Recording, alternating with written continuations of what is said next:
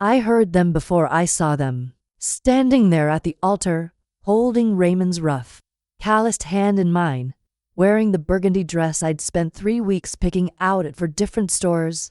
I heard my granddaughter Vanessa's voice cut through the gentle piano music like a knife slicing through silk. Oh my God, she actually went through with it. Look at him.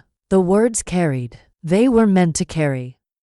Then my grandson Jordan, louder than he thought he was being, his voice dripping with the kind of casual cruelty that only comes from never having been told no. He looks like he works at a gas station, which is basically what he does, right? Cuts grass for old ladies. Laughter, stifled but unmistakable, the kind of laughter that makes your stomach turn. I felt Raymond's hand tighten around mine, just slightly, just enough for me to know he'd heard every single word.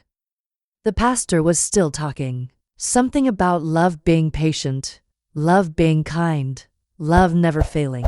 Beautiful words that should have filled this moment with meaning. But I couldn't hear them anymore. All I could hear was the whispers behind me, like wasps buzzing, persistent, poisonous. This is so embarrassing. I can't believe we actually came. Grandma's completely lost her mind. This is sad. He's poor and ugly. Like, seriously, what is she even thinking? My heart was pounding so hard I could feel it in my throat. My hands started to sweat. The beautiful bouquet of white roses I was holding suddenly felt like it weighed 100 pounds. But I didn't turn around. Not yet. I just stood there, looking into Raymond's eyes, watching the hurt flash across his face, watching him try so hard to hide it, watching him force his lips into a small, sad smile that didn't reach his eyes. He squeezed my hand again. Gentle, reassuring. It's okay, he whispered, so quietly only I could hear. Just ignore them. This is our day. But it wasn't okay. Nothing about this was okay. These were my grandchildren, the babies I'd rocked to sleep, the children I'd fed breakfast to on 100 Saturday mornings, the teenagers I'd helped with college applications and relationship advice. And they were standing in the back of this church, mocking the man I loved, mocking me for loving him. The pastor asked if anyone had any reason why we should not be joined in marriage. Someone in the back snickered. Actually snickered. That's when something inside me broke. Not in a sad way. Not in a defeated way. In a clear, clean way. Like glass shattering and suddenly you can see right through to the other side. I turned to the pastor, my voice calm and steady and absolutely certain. Excuse me for just one moment, please. I let go of Raymond's hand and turned around. The church went silent. Every eye in that small sanctuary turned to watch me. Betty from church, who'd been crying happy tears just moments before, Chen from the corner store, Raymond's business partner Miguel, and his wife, all of them watching as I walked down that aisle. My heels clicked against the old wooden floor. Each step echoed in the sudden, suffocating silence. I walked straight to the back row where Vanessa and Jordan were sitting with their friends. All of them dressed in designer clothes that cost more than most people's monthly rent. All of them looking at me with barely concealed amusement, like I was entertainment at a party. I reached into the small beaded clutch I'd left on the last pew, and I pulled out their wedding invitations. The ones I'd handwritten in my best calligraphy. The ones I'd spent hours making perfect because I wanted them to feel special.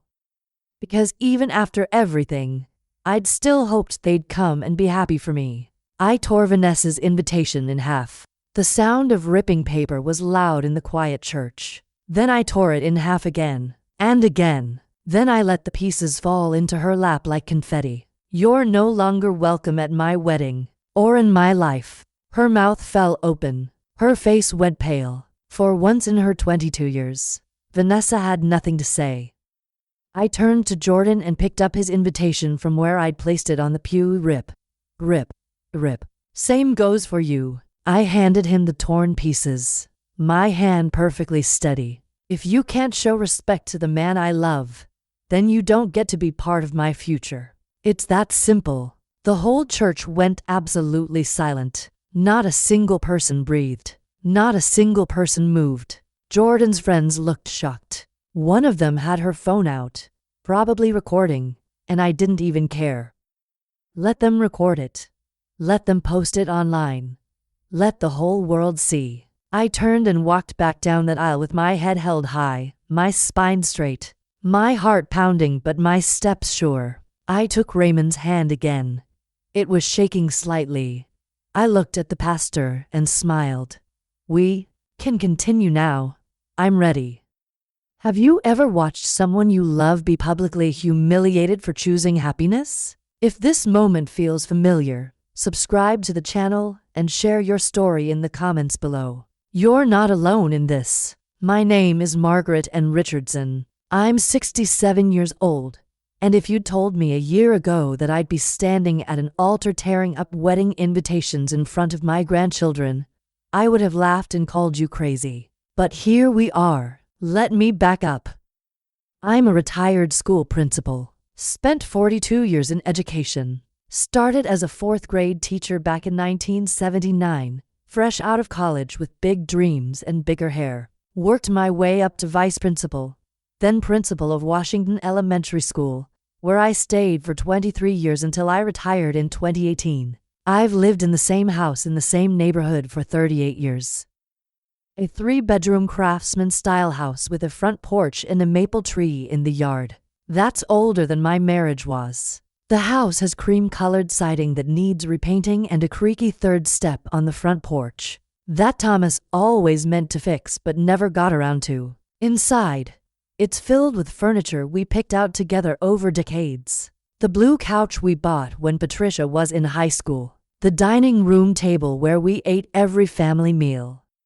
The grandfather clock in the hallway that Thomas inherited from his father and wound religiously every Sunday morning. My husband Thomas died 6 years ago this past March.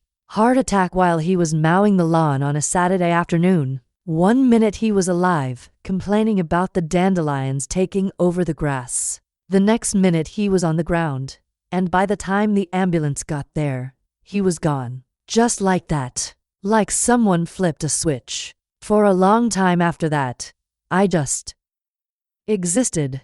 That's the only word for it. I'd wake up at 6:30 every morning, same as always. Make coffee in the pot Thomas bought me for our 20th anniversary. Sit at the kitchen table and watch the birds at the feeder outside the window. Read the newspaper. Do the crossword puzzle, though I was never as good at them as Thomas had been. Then I'd spend the day doing, I don't even know what. Cleaning a house that never got dirty because it was just me. Watching television shows I didn't care about. Going to the grocery store and buying food for one. Cooking meals I'd eat standing at the counter because sitting at the table alone felt too sad. I'd work in the garden sometimes. Try to maintain what Thomas had built. But my knees aren't what they used to be, and my back would start hurting after 20 minutes of weeding. So slowly, gradually, the garden went wild. The roses got overgrown. The vegetable patch filled with weeds. The bird bath got covered in algae because I kept forgetting to change the water. I'd go to church on Sundays, sit in the same pew Thomas and I had sat in for 30 years, sing the hymns, shake hands during the peace, go home. I had friends from church. Betty, who'd been my friend since Patricia was in kindergarten. Doris from the book club. Helen, who lived 3 houses down. But friendship after 60 is different. Everybody has their own lives, their own routines, their own aches and pains. You see each other at church or book club.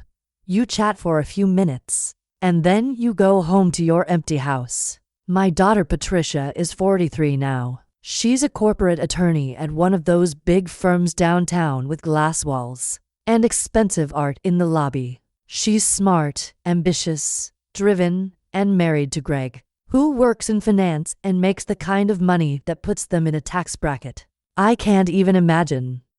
They live in Riverside Oaks, one of those gated communities where every house looks like it belongs in a magazine, and the hoa will fine you if your grass gets too long. Their house has 6 bedrooms, a 3-car garage, and a pool they never use because they're too busy working.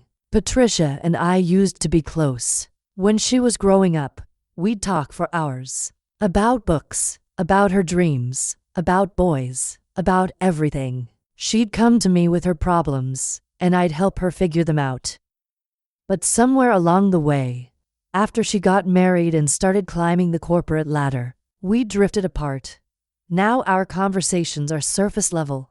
Weather, work, the grandkids. Nothing real, nothing that matters. She has 2 kids. My grandchildren. Vanessa is 22. Just graduated from Preston College, a small private school that costs $60,000 a year. I helped with tuition. Sent a check every semester for 4 years because Patricia said they were stretched thin with Greg's business expenses. Vanessa's beautiful, tall, thin, perfect skin, perfect hair, perfect teeth. She looks like she stepped out of a magazine, and she knows it. She's got this way of looking at people, especially people she considers beneath her, that makes it clear she's doing them a favor by acknowledging their existence. Jordan is 19, still at State University studying business. Or supposedly studying business. From what I can tell, he spends most of his time at fraternity parties and posting photos of himself at bars on social media. He drives a BMW that Greg bought him for his 18th birthday, wears designer clothes, has a watch that cost more than my first car, and he's got this entitled attitude, this assumption that the world owes him something. That makes my teeth ache. I love them. Of course I love them. They're my grandchildren. But I don't like them very much anymore. And that's a hard thing for a grandmother to admit. After Thomas died, they were good to me for about 6 months. Patricia would call every day, checking in. The kids would stop by on weekends, help with yard work, bring me groceries. But slowly, inevitably, life moved on. The calls got shorter. The visits got less frequent. The offers to help dried up. I became another obligation on their calendar. Sunday dinner with grandma. Check the box, move on. I spent my days alone in a house that felt too big and too quiet. The kind of quiet that makes you hear every creak, every settling sound, every car passing on the street. I told myself this was just what widowhood looked like, that I needed to accept it, that I was lucky to have my health and my house and my pension, and I should stop feeling sorry for myself. But deep down, in a place I didn't like to acknowledge, I was drowning. Slowly, quietly drowning, and nobody noticed. Or if they did, nobody threw me a rope. I met Raymond Torres on a Tuesday morning in May. The Tuesday after Mother's Day, actually. Patricia and the kids had taken me to brunch at an overpriced restaurant where the portions were tiny and everything was covered in some kind of foam. They'd given me a card and a candle that smelled like lavender and left right after dessert because Jordan had plans. I'd come home to my empty house and my overgrown garden and thought, I can't live like this anymore. So the next morning, I called the number I'd seen in the church bulletin. Raymond Torres. Landscaping and yard work. Reasonable rates. Free estimates. He answered on the second ring. Torres Landscaping. This is Raymond. Hello, my name is Margaret Richardson. I saw your ad in the church bulletin. I need help with my garden. I'd be happy to help, Mrs. Richardson. When would be a good time for me to come take a look? Tomorrow morning? Round 9? Perfect. I'll see you then. He showed up at exactly 9 o'clock. I know because I'd been watching the clock. Nervous for reasons I couldn't explain. I watched him from the kitchen window while I poured myself a second cup of coffee I didn't need. He drove an old pickup truck. Dark blue, with Torres Landscaping painted on the side in white letters. The truck had seen better days, but it was clean.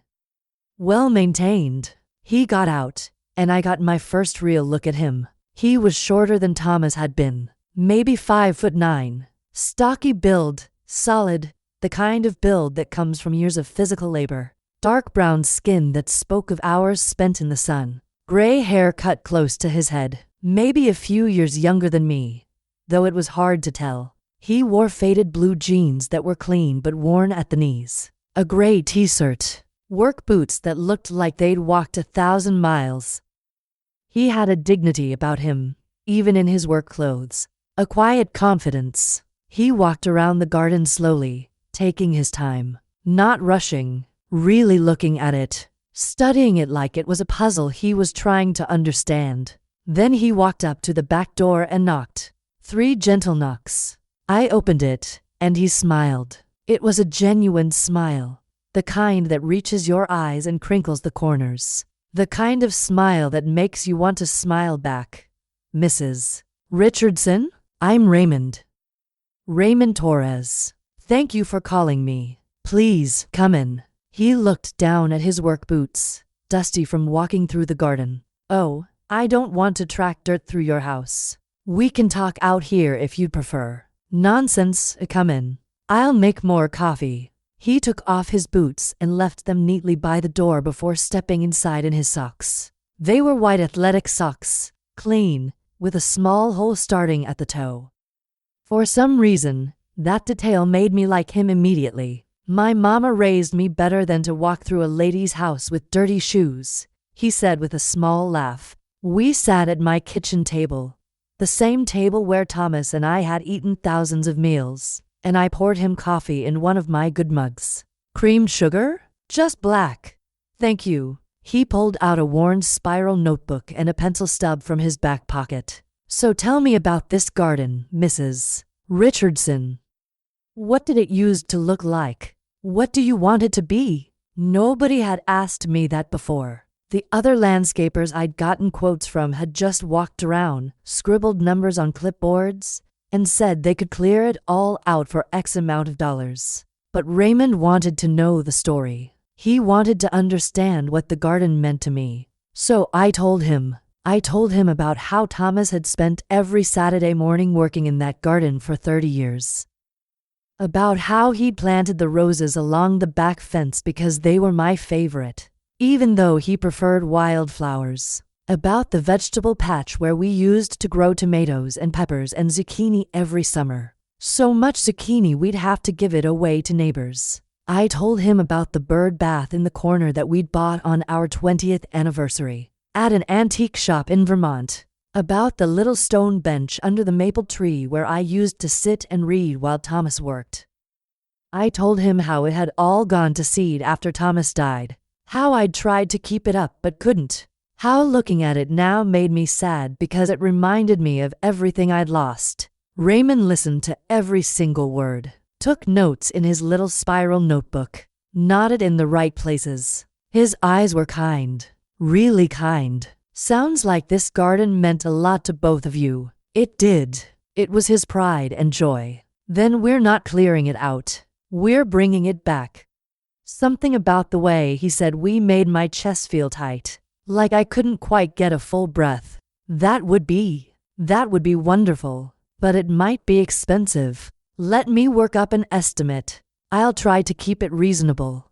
But Mrs. Richardson, I have to tell you something. A garden like this, with this much history, it deserves to be respected. It deserves to be restored, not replaced. So I'm going to take my time with it and do it right. I felt tears prickling at the corners of my eyes. Thank you. He spent 3 days working on that garden. 3 long days in the May sunshine. He started early, around 7:30 in the morning, and worked until mid-afternoon. I'd watch him from the kitchen window while I did dishes or pretended to read. He moved slowly, carefully, pruning the roses with precision, clearing the vegetable patch weed by weed, cleaning the bird bath by hand until it shone. He worked like each plant, each stone, each element of the garden mattered. Around 10 o'clock each morning, I'd bring him water and iced tea. He'd take a break, sit on the back steps, and we'd talk. The first day, we talked about the weather, about the neighborhood, about safe, easy things. The second day, he told me about his life, how he'd immigrated from El Salvador when he was 16, crossing the border with his mother and 2 sisters. How he'd worked construction for 30 years, mostly residential framing, until a fall from a ladder damaged his back, and he couldn't do that kind of heavy labor anymore. So I started doing landscaping about 5 years ago. Figured if I couldn't build houses, I could at least make them beautiful from the outside. Do you enjoy it? I do. It's honest work. Maybe not glamorous, but it's mine. I work for myself, set my own hours, choose my own projects. And there's something satisfying about taking something that's dying and bringing it back to life. The third day, he told me about his wife, Maria. We were married 31 years. She passed 8 years ago. Cancer. Started in her lungs, spread everywhere. I'm so sorry. Me too. Every day, I'm sorry. But you know what? I still talk to her sometimes. When I'm working in a garden like this one, I tell her about the roses, about the people I meet. You probably think that's crazy. No, I talk to Thomas too sometimes. Usually when I'm cooking. He always had opinions about how things should be seasoned. We looked at each other across the small patio table, and something passed between us. Understanding, recognition, the shared language of grief that only other widows and widowers really speak. It's strange, isn't it? He said quietly. Being alone after so many years of being half of something. It's the loneliest thing in the world. Yeah, it really is. On the third day, late afternoon, he finished the garden. I walked out to look at it, and I gasped. It was beautiful. The roses were pruned and blooming, their deep red petals luminous in the afternoon sun. The vegetable patch was cleared and tilled, ready for planting. The bird bath was clean and filled with fresh water, already attracting cardinals. The pathways were swept. The grass was trimmed. Everything was exactly as Thomas would have wanted it. Raymond, this is...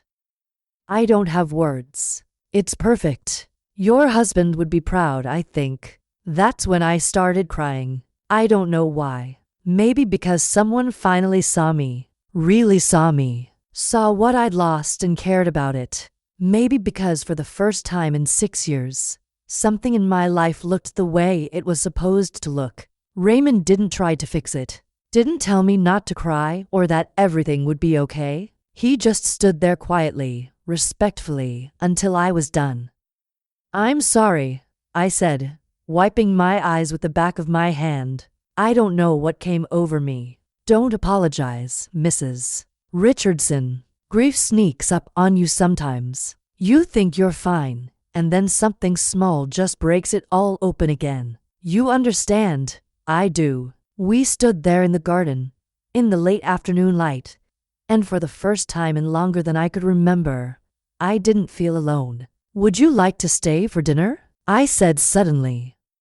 It's the least I can do after all this beautiful work. I'm making pot roast. He smiled. I'd like that very much, Mrs. Richardson. Please, call me Margaret. Margaret. I like that name. It suits you. We ate dinner on the back porch, sitting on the old wicker furniture, watching the sun set over the garden. We talked for 3 hours. About books. He loved Gabriel Garcia Marquez and Isabel Allende. I loved Toni Morrison and Maya Angelou. About music. He liked old boleros and mariachi. I liked Motown and jazz. About our childhoods, our marriages, our losses, our fears. It was the first real conversation I'd had in years. The kind where you lose track of time because you're actually interested in what the other person is saying. When he finally left around 9 o'clock, he wrote his personal cell phone number on the invoice. If you need anything else with the garden, or if you just want to talk sometime. I looked at that number for 3 days. Picked up the phone a dozen times and put it back down. What was I doing? I was a 67-year-old widow. He was my gardener. This was ridiculous. But on the 4th day, I called him. My hands were shaking when I dialed the number. Hello, Raymond. It's Margaret. From the garden. Margaret. I was hoping you'd call. Were you? Yeah. I was thinking. Maybe I could take you to dinner sometime? A real dinner. At a restaurant, if you'd like. My heart was pounding so hard I thought I might pass out. I'd like that very much. Really, really. How about Saturday? There's this little Mexican place on 7th Street. Nothing fancy, but the food's good. That sounds perfect. When I hung up, I realized I was smiling. Actually smiling. The kind of smile that makes your cheeks hurt. And I couldn't remember the last time I'd felt like that. That first dinner turned into a second dinner, and then a third. And then Saturday morning coffee, and then evening walks around the neighborhood, and then him coming over after work, sometimes still dusty from a job site, to sit on my porch and watch the sunset with me. By July, we were seeing each other almost every day, and I was happy, really, truly happy for the first time in years. But I didn't tell Patricia. I didn't tell the kids. I told myself it was because the relationship was still new. That I wanted to be sure before I said anything. That I didn't want to make a big deal out of it. But the truth was simpler and more cowardly than that. I was scared. Scared of what they'd say. Scared of what they'd think. Scared of being judged. Patricia started noticing something was different in August. We were having our monthly Sunday dinner at her house. Greg was grilling salmon on their enormous stainless steel grill that cost more than my monthly mortgage payment. The kids were sitting at the outdoor table, both on their phones. Patricia was setting out dishes on the patio table when she stopped and stared at me. "Mom, you look different."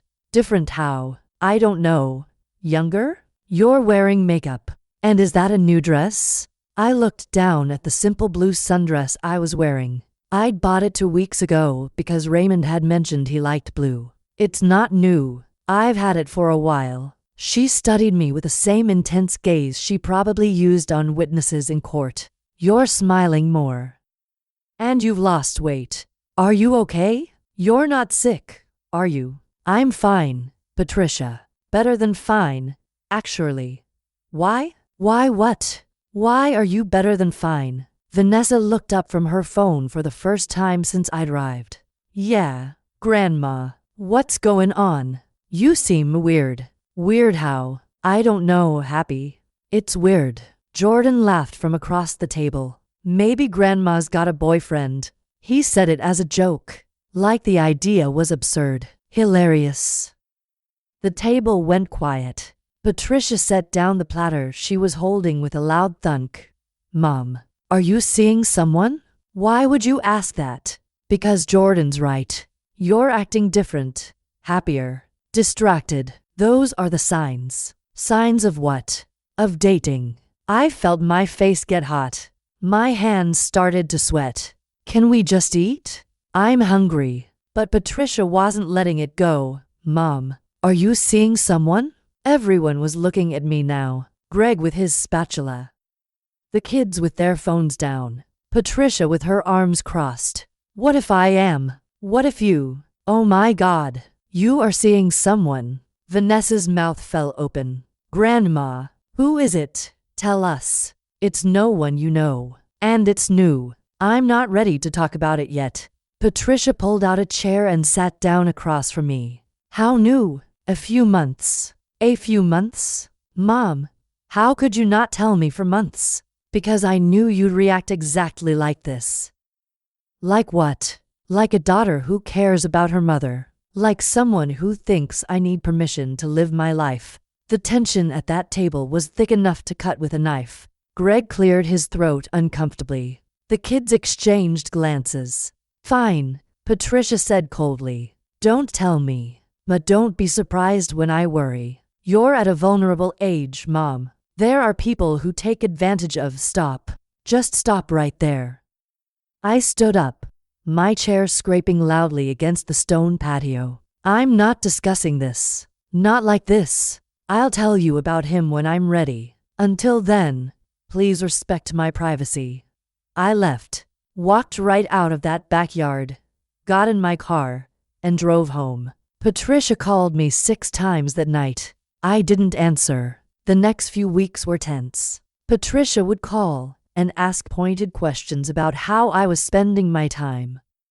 Vanessa started showing up unannounced, like she was trying to catch me doing something wrong. One Saturday afternoon in September, Vanessa arrived while Raymond and I were planting fall bulbs in the front garden. I heard her car in the driveway, and my stomach dropped like a stone. "That's my granddaughter. Maybe you should go." Raymond looked at me, confused and hurt. "Why would I go? I'm not ready for her to meet you yet. Margaret, I'm not ashamed of what we have."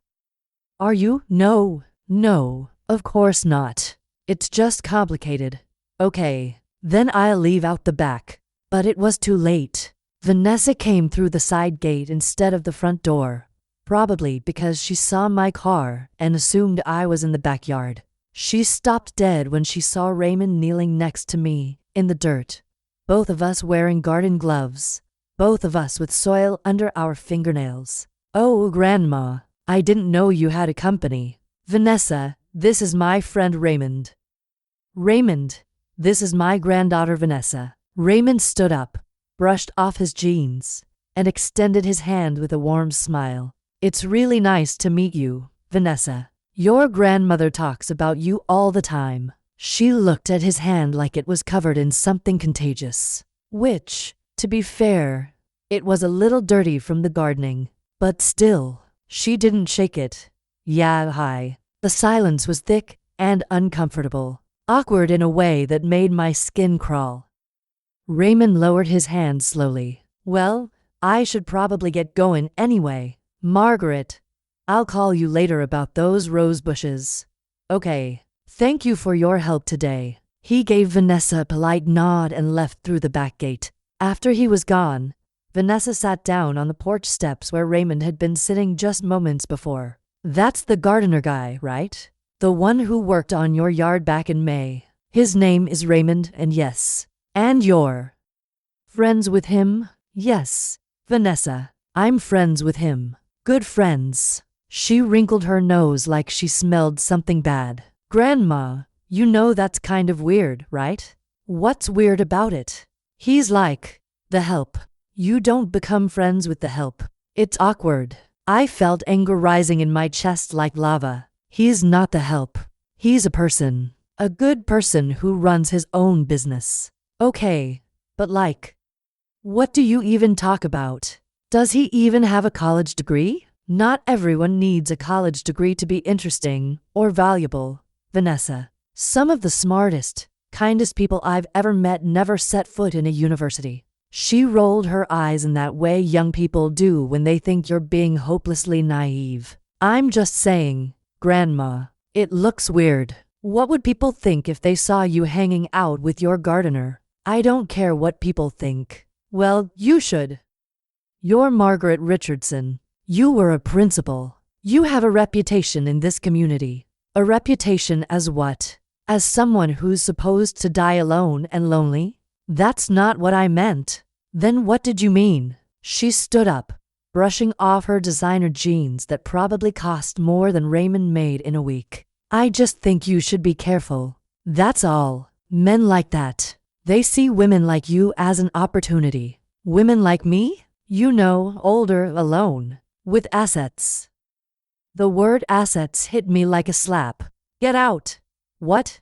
"Get out of my house now." "Grandma, I'm just trying to look out for you." "No, you're trying to control me. There's a difference. Now leave." She left in a huff, her car tires squealing as she backed out of the driveway. Within an hour, Patricia was calling. I let it go to voicemail, then listened to the message. "Mom, Vanessa just told me you're dating the gardener." "The gardener, Mom?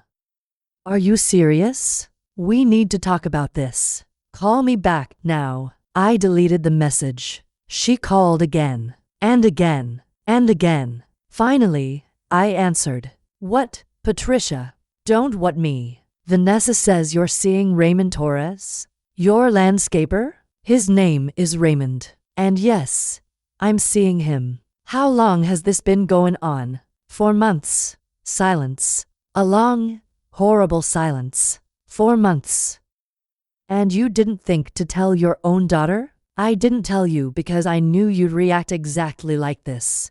Like what? Like someone who's concerned about her mother making a huge mistake. I'm not making a mistake. Mom, think about this. He works with his hands. He probably barely makes minimum wage. What does a man like that want with a woman who owns her own home outright and has a pension and Thomas's life insurance money? The accusation hung in the air like poison gas. How dare you? I'm just being realistic, Mom. These situations happen all the time. Lonely older women get taken advantage of by younger men who, he's not younger. He's 65, and he's not taking advantage of me. Then what's he doing? He's loving me, Patricia. He's treating me with kindness and respect and making me feel like a human being again, instead of just a convenient grandmother who exists to send money and show up when summoned. That's not fair, isn't it? When was the last time you called me just to talk? Not to ask for money for the kids' tuition. Not to tell me about some family obligation. Just to ask how I was doing. Silence. That's what I thought. Mom, if you go through with this, if you keep seeing him, I can't support it. I won't support it. Then don't. I hung up. And for the first time in my life, I didn't feel guilty about it. October came, and Raymond and I got even closer. He'd come over most evenings after work. Sometimes we'd cook dinner together. Other times we'd just sit on the porch and talk until the stars came out. He told me about his dreams for his business. How he wanted to eventually hire a few workers and expand. How he'd been taking online courses in horticulture and landscape design. How he'd been saving money carefully, living simply, planning for a better future. I told him about my years as a principal, about the students I'd helped, about the teachers I'd mentored, about how much I missed having purpose, having meaning in my days. You could volunteer, he suggested one night. At a school, they always need reading tutors. I could. I've thought about it. But I don't know. Maybe I'm just being lazy. Or scared. Or maybe you needed time to heal first. And now you're ready. He had a way of seeing the best in me, of believing I was capable of more than I believed myself. In November, he asked me to go away with him for a weekend. Nothing fancy. Just a little bed and breakfast up in the mountains. To separate rooms if you want. I want to spend more time with you. Real time, not just evenings. I said yes without hesitation. We spent a weekend in the Blue Ridge Mountains, hiking easy trails, eating at small diners, sitting by a fire at night and reading books side by side. It was the happiest weekend I'd had in years. On Sunday morning, sitting on the porch of the bed and breakfast, watching the sunrise, he took my hand. Margaret, I need to tell you something. Okay, I'm falling in love with you. I might have already fallen, and I know this might seem fast, but I'm 65 years old. I don't have time to waste, and I don't want to spend another day pretending I don't feel what I feel. My heart was pounding. I'm falling in love with you too. Yeah. He kissed me then. Our first real kiss. Soft and gentle and full of promise. I want to meet your family, he said quietly. Officially, as your partner, not as your gardener. I want them to know who I am to you. I hesitated. Raymond, they're not going to be kind. I know, but I don't care. You shouldn't have to hide me, and I don't want to be hidden. He was right. So I did something terrifying. I invited them all to Thanksgiving dinner at my house. Patricia, Greg, Vanessa, Jordan, and Raymond. I spent 2 days cooking. Turkey, stuffing, mashed potatoes, green bean casserole, cranberry sauce, 3 different pies. Set the table with my best china and crystal. Made sure everything was perfect. Raymond arrived an hour early to help. You're nervous, he said, watching me rearrange the silverware for the 3rd time. Terrified. It's going to be okay. You don't know that. No, but I know we'll get through it together. Patricia and her family arrived at 2 o'clock, exactly on time. The moment they walked in and saw Raymond standing in my living room, the temperature dropped 20 degrees. Everyone, this is Raymond Torres. Raymond, this is my daughter Patricia, her husband Greg. And you've already met Vanessa and Jordan. Greg gave a curt nod but didn't extend his hand. Patricia managed a tight smile that didn't reach her eyes. The kids just stared. We sat down to eat, and the tension was suffocating. Nobody spoke for the first 5 minutes except to ask for dishes to be passed. Finally, Greg broke the silence. So, Raymond, Margaret tells us you're in landscaping. Yes, sir. I own my own business. Torres Landscaping. How's that working out for you? Must be tough with the economy and all, especially going into winter. I stay busy. I've got regular clients. Some commercial properties. I do okay, I'm sure. The way he said I'm sure made it clear he didn't believe it for a second. Patricia jumped in. How did you two meet again, Mom? Raymond did some work on the garden. We became friends. So he was working for you. Initially, yes. Vanessa smirked at Jordan across the table. He was trying not to laugh. What's funny? I asked sharply. Nothing, Grandma, nothing. Raymond set down his fork. If you have something to say, you should say it. I'd rather have honesty than whispers. Jordan leaned back in his chair, arms crossed. Okay, fine. This whole thing is weird. You're Grandma's gardener, and now you're dating her? It's like something out of a bad Lifetime movie. Jordan, that's incredibly rude. I'm just saying what everyone's thinking. Raymond stayed calm. Remarkably calm. I understand this is unusual for you, but your grandmother and I care about each other, and I would hope you could be happy for her. Vanessa laughed. Actually laughed out loud. Happy for her? Dude, you're obviously with her for her money. Everyone can see it. Vanessa Murray. Apologize right now. Why should I? It's true. Grandma's got a nice house, a pension. Probably a good chunk of savings from Grandpa. And suddenly her gardener is super interested in her. Come on. Raymond's jaw tightened, but his voice stayed level. I don't want or need your grandmother's money. I make my own living. I have my own savings. And I'm with her because she's intelligent, kind, interesting, and makes me happy. If you can't understand that, that's your limitation, not mine. Greg stood up. Okay. That's enough. Raymond, I think you should leave. This is my house, I said, my voice shaking. And Raymond is my guest. If anyone's leaving, it won't be him. Patricia's face went red. Mom, you can't be serious. You're choosing him over your own family? I'm not choosing anyone over anyone. I'm asking you to show basic respect to someone I care about. Respect. Mom, he's a gardener who barely finished high school. The room went dead silent. Raymond stood up slowly. When he spoke, his voice was quiet but firm. Actually, I have a high school diploma and 2 years of community college. Not that it should matter. Not that my worth as a human being should be determined by my education or my income. But since you seem to care so much about credentials, there you go. He turned to me. Margaret, thank you for inviting me, and thank you for this meal. But I think I should go now before things get worse. No, please don't go. It's okay, really. I'll call you later. He walked to the door, grabbed his coat, and left. The door closed behind him with a soft click. I turned to face my family, tears streaming down my face. Get out! All of you! Mom, get out! They left. One by one, without another word, and I collapsed into a chair and sobbed.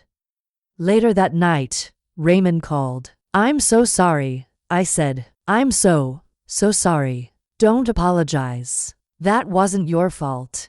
They were horrible to you. Yeah, they were. But Margaret, you need to understand something. This isn't about me. This is about them not being able to control you. And that scares them. Maybe they're right. Maybe I'm being foolish. Do you love me? Yes. Then that's all that matters. The rest is just noise. 2 weeks later, he asked me to marry him.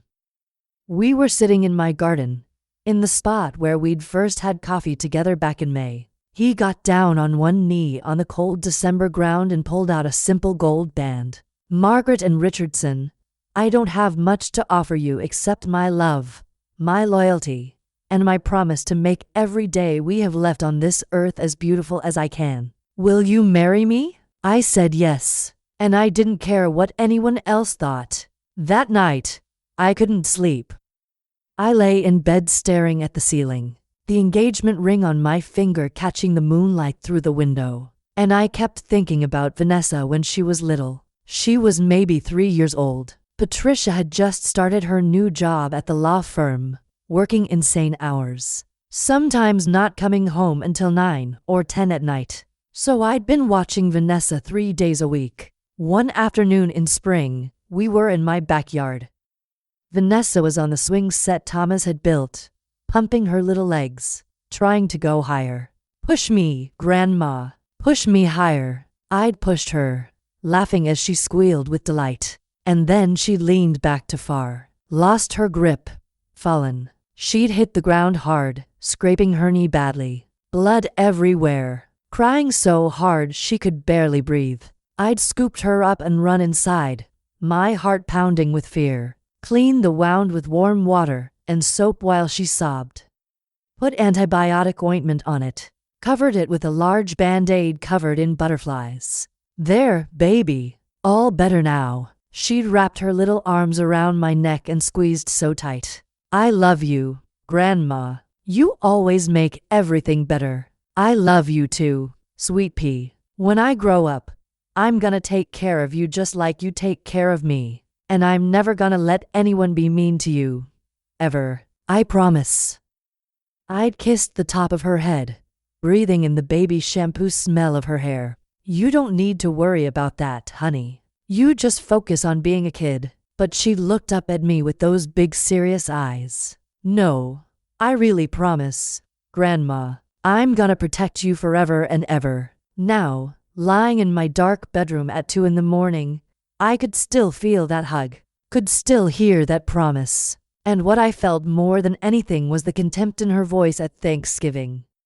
"He's obviously with her for her money. Everyone can see it." The same granddaughter who'd promised to protect me had just humiliated the man I loved, had accused him of being a gold digger, had laughed at the idea of me being worthy of genuine affection. I thought about Jordan too, about a day when he was maybe 7 years old. Thomas was still alive then. We'd taken Jordan to the zoo for his birthday. He'd been obsessed with lions.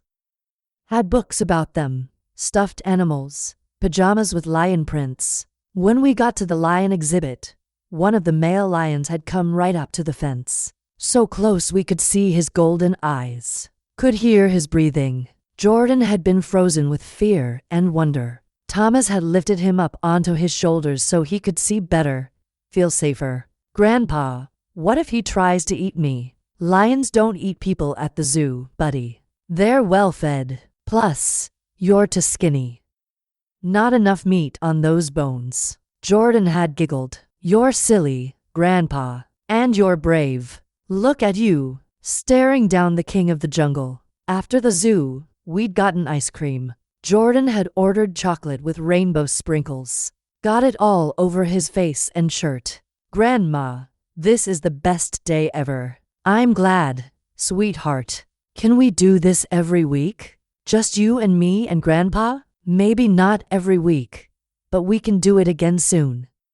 He'd hugged me, leaving chocolate handprints on my white shirt. "I love you so much, Grandma. You and Grandpa are my favorite people in the whole world." I hadn't cared about the chocolate stains. Had just held him tight and thought about how lucky I was to have this sweet, loving little boy in my life. Now that little boy had laughed when Raymond proposed, had called our relationship weird, had made it clear he thought I was pathetic for finding love again. I got out of bed and went to the closet, pulled out the old photo albums I kept on the top shelf, flipped through pictures of birthdays and holidays and ordinary days. There I was, younger, smiling, surrounded by my family. Birthday parties I'd thrown, handmade cakes with wobbly frosting, Christmas mornings where I'd stayed up until midnight wrapping presents, school plays where I sat in the front row, graduations where I cried happy tears. In every single picture, I was there, present, supporting, loving. I'd given them everything. My time, my energy, my money, my heart. And now, when I asked for one thing in return, just basic respect for my choices, they'd turned their backs. I wondered when it had changed. When I'd stopped being grandma who could do no wrong and became grandma who needed to be controlled and corrected. Maybe it was when Thomas died. Maybe they saw me as vulnerable, as someone who couldn't be trusted to make her own decisions. Or maybe it was simpler. Maybe they'd never really seen me as a full person, just as a role. Grandmother, the woman who existed to serve them. And now that I was stepping outside that role, choosing my own life, my own happiness, they didn't know what to do with me. So they attacked, judged, tried to tear down what I was building. I closed the photo album and put it back in the closet. Those people in those pictures felt like strangers now. In January, Raymond and I started planning the wedding. Nothing big.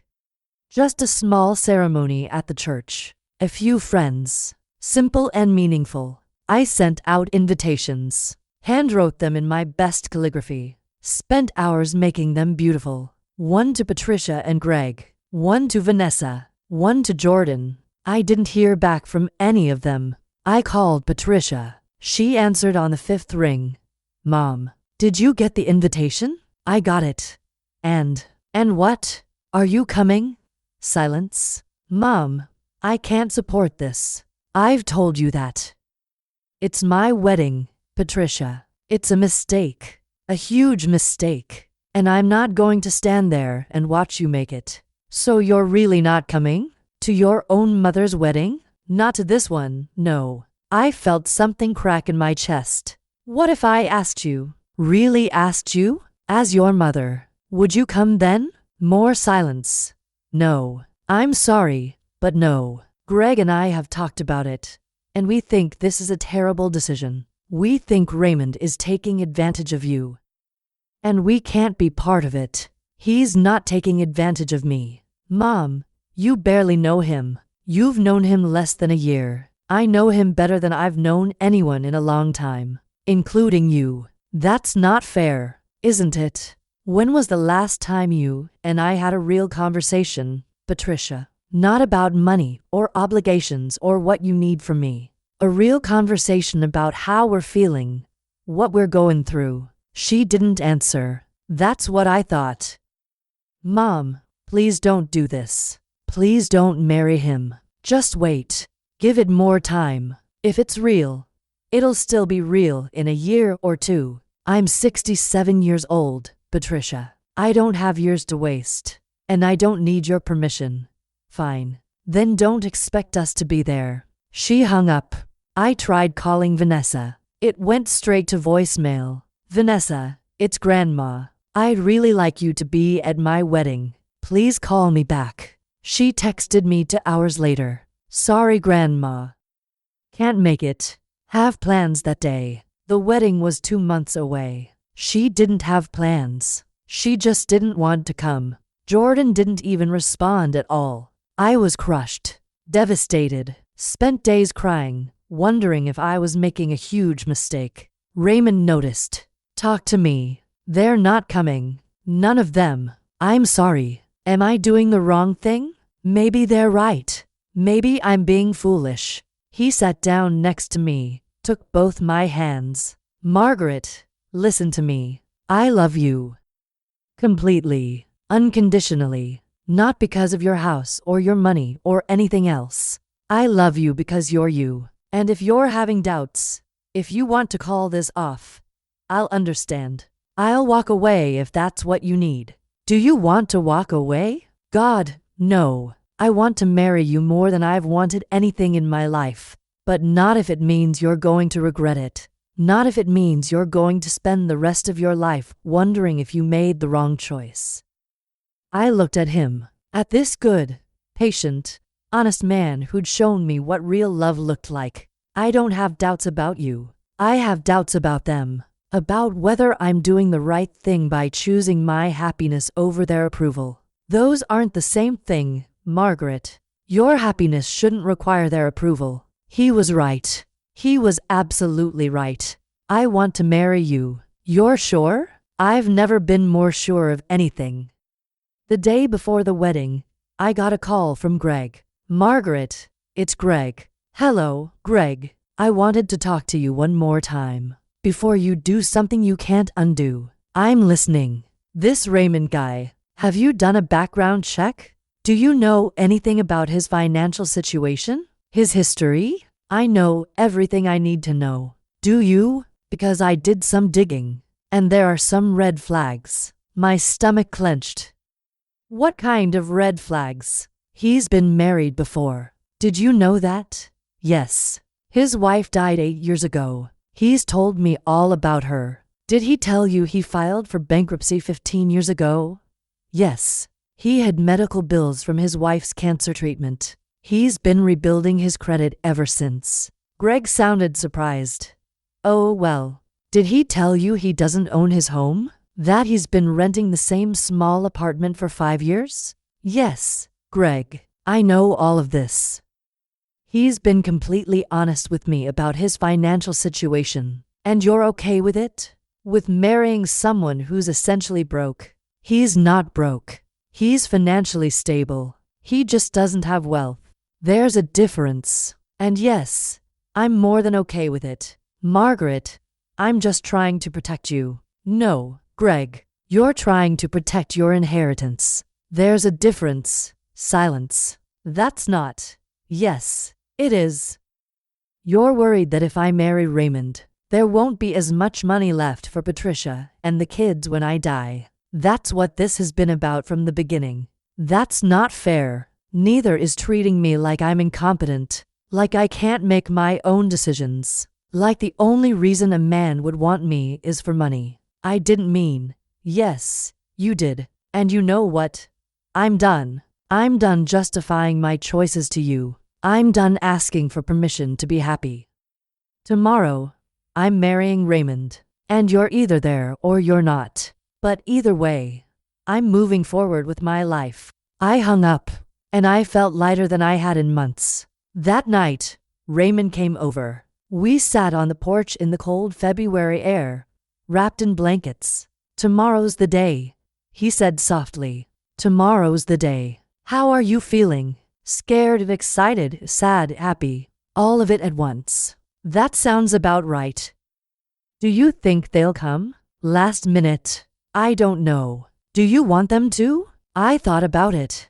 Really thought about it. I don't know. Part of me does. Part of me wants them to see how happy we are and finally understand. But another part of me... What? Another part of me thinks maybe it's better if they don't. Because tomorrow is about us. About our future. Not about them. He kissed my forehead. Then that's what it'll be. About us.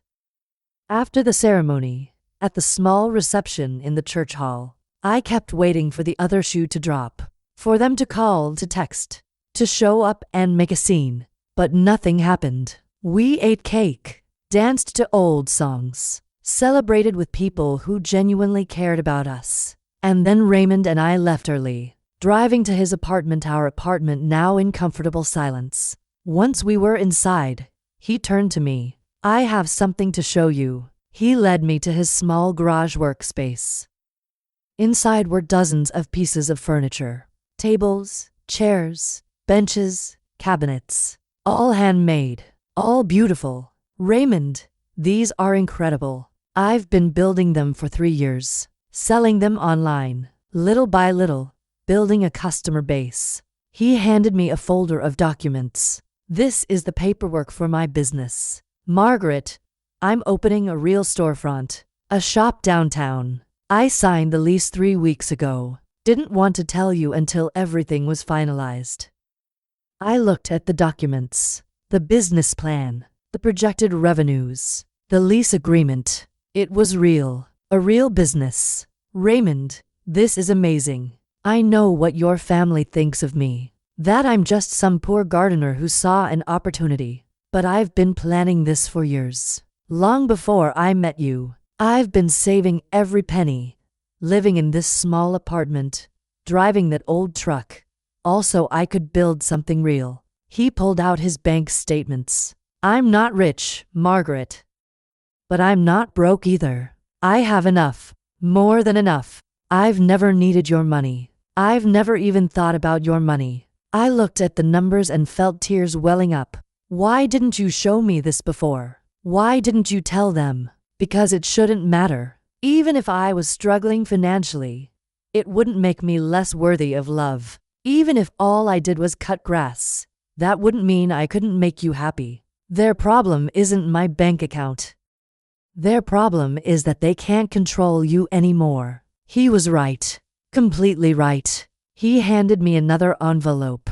There's one more thing. I wasn't going to show you this, but after today, I think you need to see it.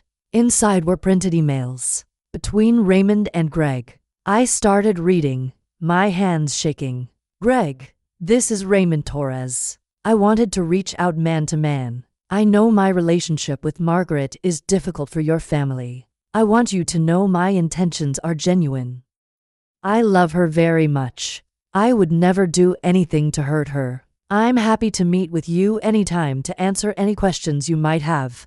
Greg's response was cold and dismissive. Stay away from our family. We're watching you. Another email from Raymond, sent a month later.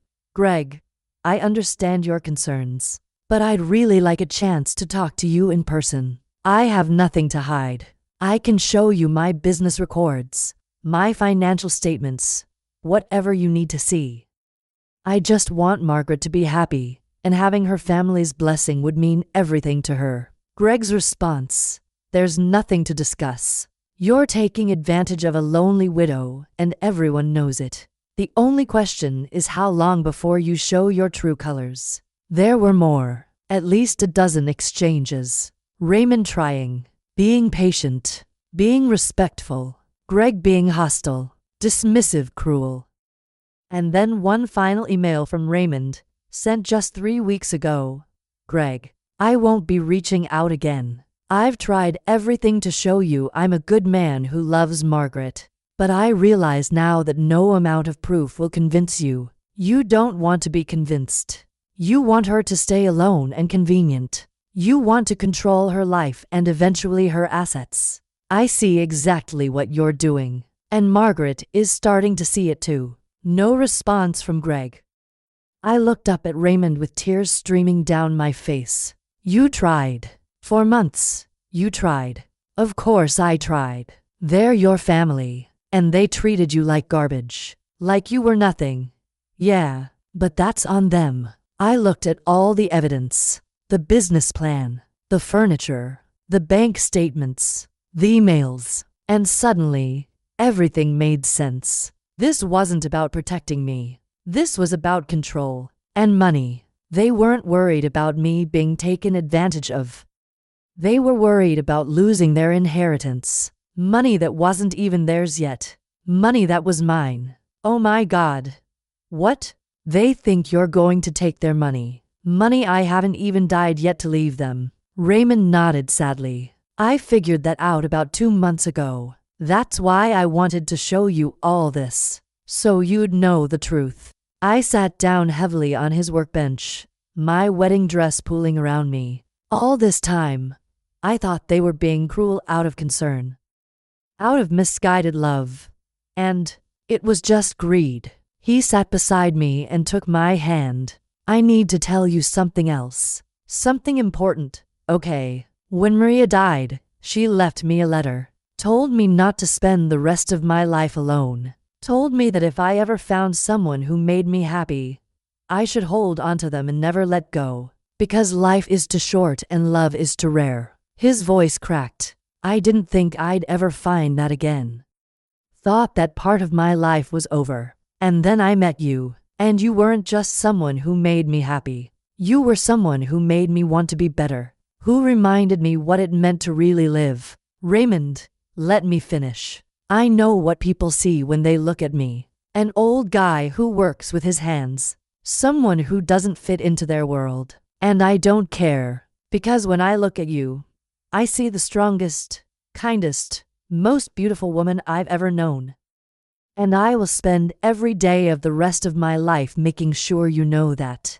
I kissed him, hard and deep and full of everything I couldn't put into words. When we pulled apart, I smiled through my tears. So what do we do now?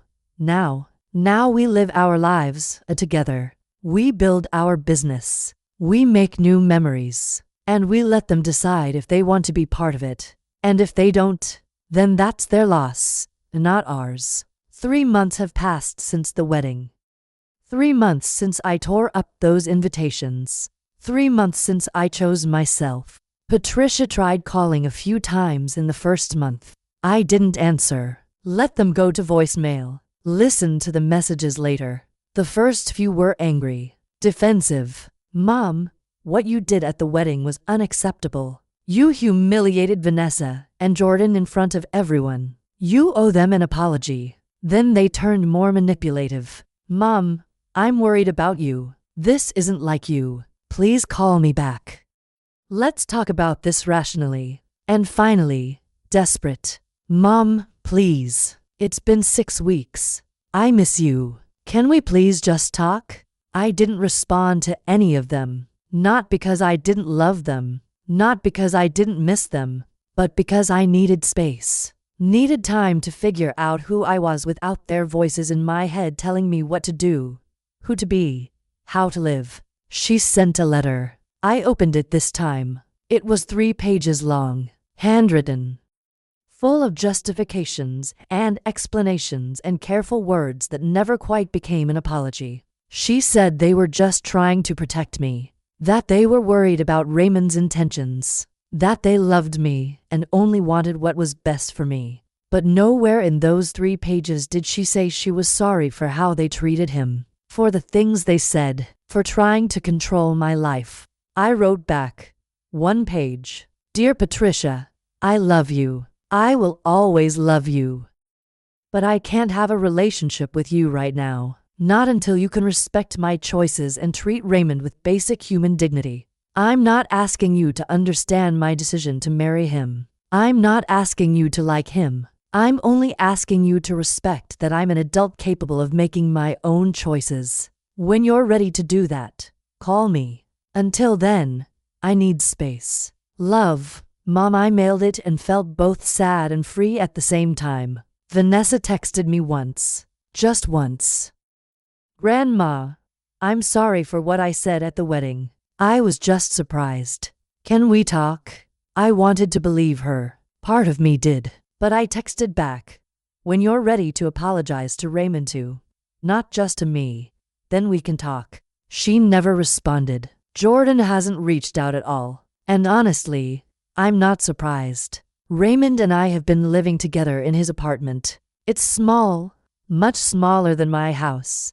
But it feels like home in a way my house hasn't felt in years. We wake up together, make coffee together, read the newspaper, and do crossword puzzles together. We opened the storefront last month. Torres and Richardson handcrafted furniture. My name on the sign. Equal partners. We've already sold 8 pieces. Have for custom orders in progress. I have Raymond. I have our business. I have friends who celebrate my happiness instead of judging it. And most importantly, I have myself back. The real me. It's been 3 months since I stood at that altar and tore up those invitations. And I don't regret it for a second. Do I miss my family? Of course. Every single day. Do I wish things had gone differently? Absolutely. But I don't regret marrying Raymond. I don't regret standing up for him. I don't regret walking away from people who couldn't show basic respect. Because here's what I've learned. You can love people from a distance. You can miss them and still know you made the right choice. And you can still build a beautiful life without their approval. I'm 67 years old, and I'm finally living for myself. Raymond and I are planning a trip to Mexico this summer. We're talking about maybe buying a small house together, We're building a business, a life, a future. And if my family comes around, if they learn to respect my choices and treat Raymond with the dignity he deserves, then maybe we can rebuild something. But if they don't, I'll be okay. Because I have something now that I didn't have before. I have myself, and that's more than enough. To anyone watching this who's ever been told they're too old to start over, too old to find love, too old to choose themselves, let me tell you something. You're not too old. You're not to anything. And the people who truly love you will want you to be happy. Real love doesn't control. Real love doesn't manipulate. Real love celebrates, supports, respects.